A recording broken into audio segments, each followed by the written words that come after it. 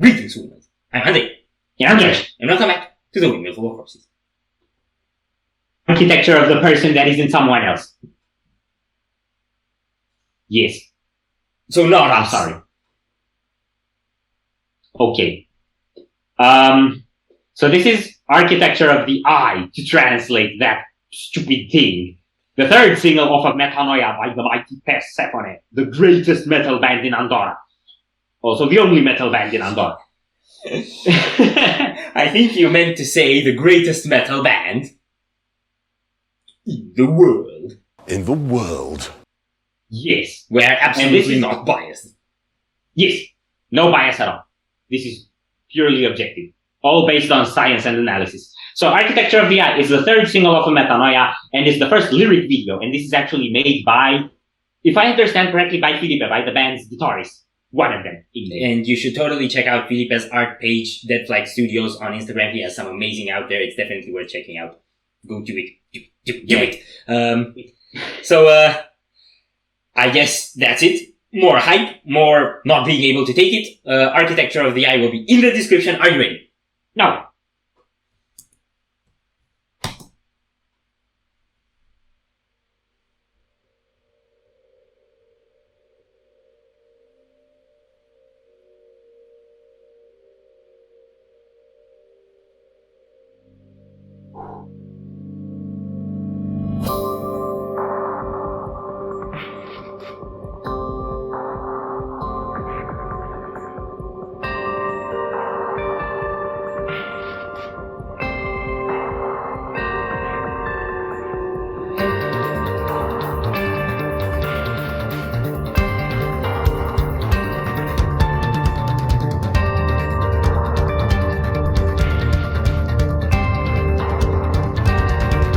Yeah.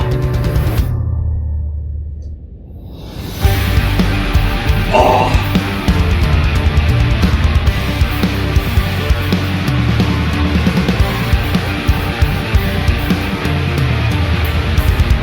My boys, man!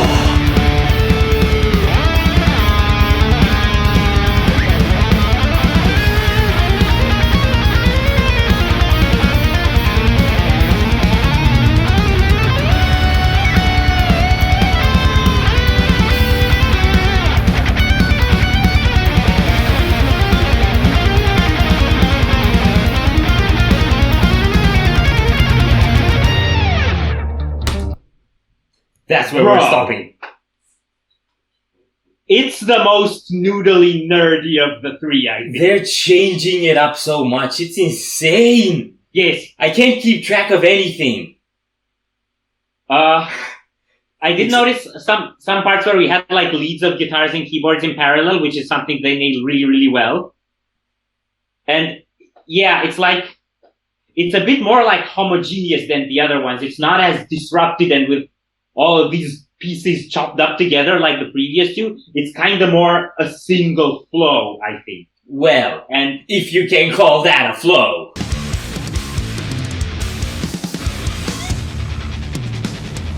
Yes. Well, it is a flow. I mean, it was so torn apart. It was...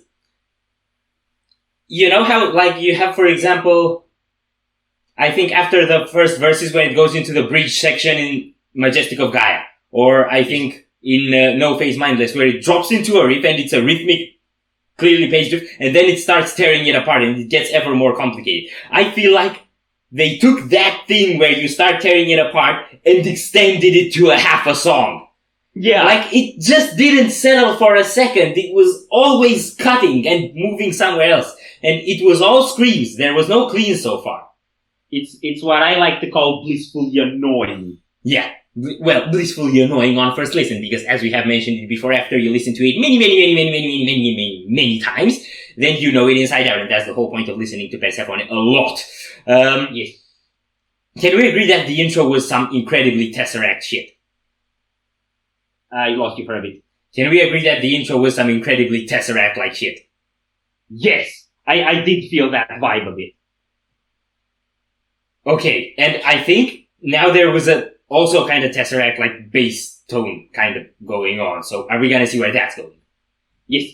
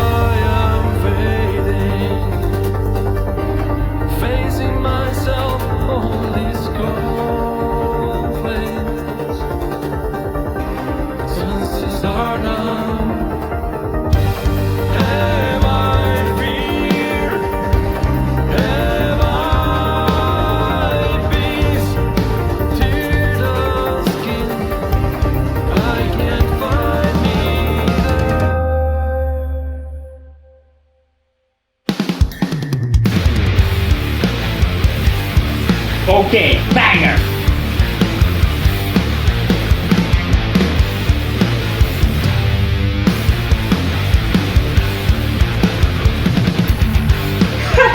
Yes!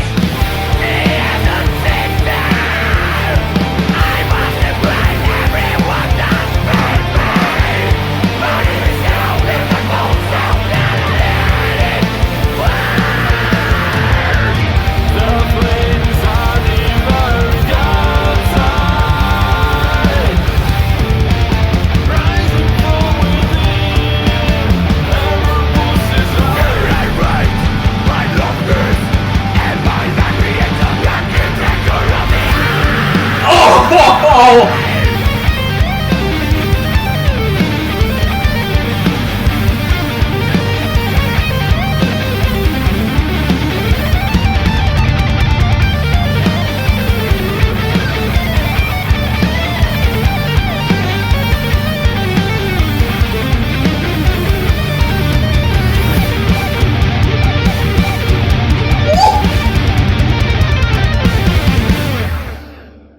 No! Oh man, No, that you can't. ending. Okay, so you said Tesseract, but the bass parts to me are actually a little bit more Neobliviscaris. It's Yes. I'm getting this about everything about Metanoia. Sound-wise, it's going a lot more towards that synthetic, digitally gen territory. I think that's why I felt Tesseract. Think of the bass tone of Matter, or in Altered State. That, tone-wise, it's very similar. It has that texture. Well, I'm conveniently wearing Tesseract, okay? Yeah, and those sweeps at the end were conveniently Michael Romeo. Yeah, I really like that, man. That's like Carlos at his most cohesive style of playing. Yeah, like it flowed so well, and especially on top of that, like almost Animals as Leaders type chunky groove at the end. Like the chugs on that were just so filthy and rhythmic and stuff. That was really, really cool.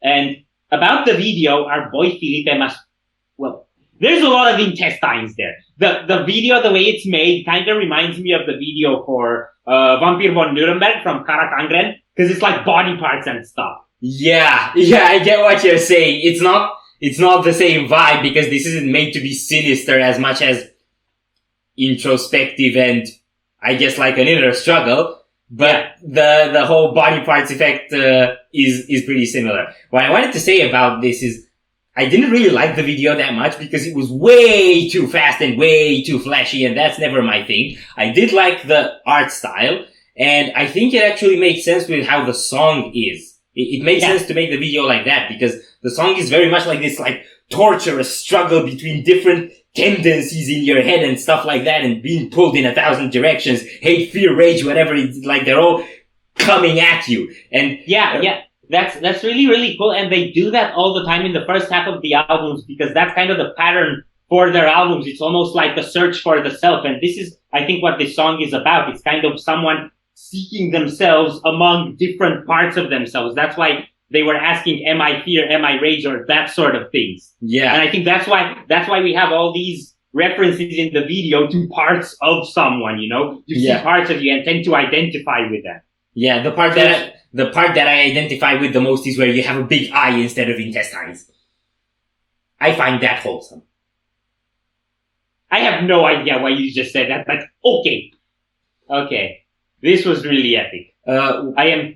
I am so excited to hear the full album at this point, and it's just 2 days away at the time of filming. Another couple of things I want to point out. First one is we had 2 solos. Yes. And while I felt the first one was more intricate and hard to follow, the second one, being more melodic and fluid, was actually faster in like shredding and stuff like that. So they both brought a different end of extremity. Yes. And another thing I want to mention, which I think is actually the main idea of this song, is the first part before the clean break, where the bass comes in, is all about rage. It's all about like that collapse into negative emotion. And then on the second part, it's that idea of let it burn, leaving it behind. And I feel like that atmospheric dip is actually a tipping point in the journey. It's like the concept in To Hell and Back from Symphony X, where you descend to the lowest pits of hell and then come back reborn. Kind of like that. Which by the way is conveniently on your t-shirt. And that's actually also, what you just... Dude! I think what you've just described is actually also kind of a microcosm of the dynamic in their albums. It's first the inner struggle, then kind of a moment of realization, and then working your way out of that mess. Because that's what people do. They put themselves in a mess, and then they gotta get out. Or they can do what we do and just stay in the mess. Because I'm looking around me now. There's a reason why my YouTube setup displays so little of my room. Yes. And I think on that note, we should end before I start oversharing. Yes. So if you enjoyed this reaction, we greatly appreciate the likes and shares. And if you want to see more, don't forget to subscribe with bells on. Thank you very much for stopping by. We hope you enjoyed your stay and we'd love to see you back at the Windmill very soon. Corpses out.